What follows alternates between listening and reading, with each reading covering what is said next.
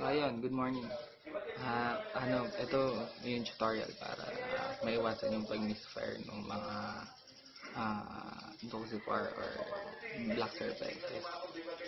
No? Kasi ang unang dahilan nun kasi hindi nagkakadikit yung tubo sa loob kung mapapansin mo.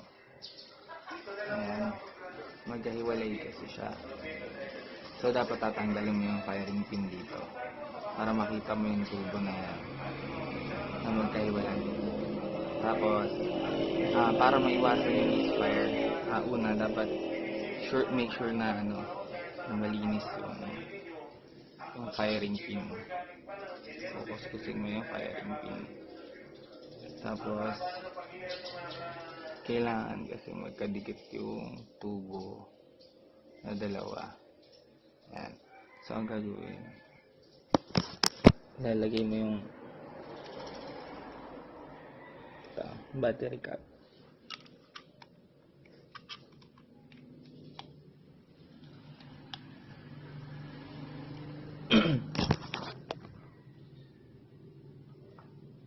Yan, lalagay ng konti. Tapos ipatong mo sa sahig.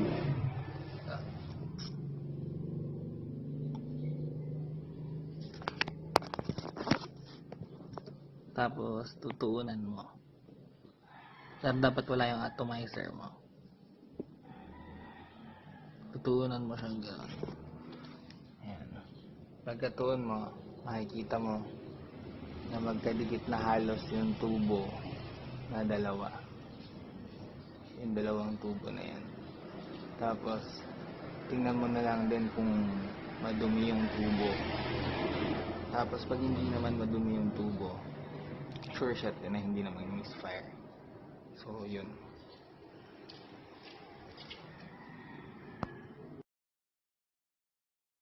So, ayun, pagka magkadikit na yung tubong ganito, ito-test fire natin siya na kung hindi na mag-misfire.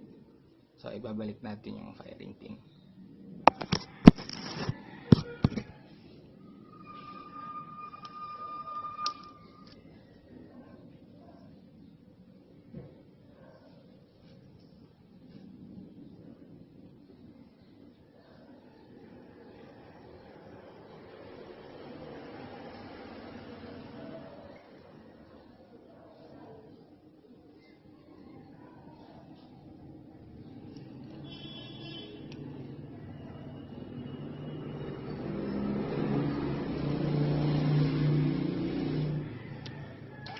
So, ayun na. Nakabalik na yung firing pin. Test fire natin.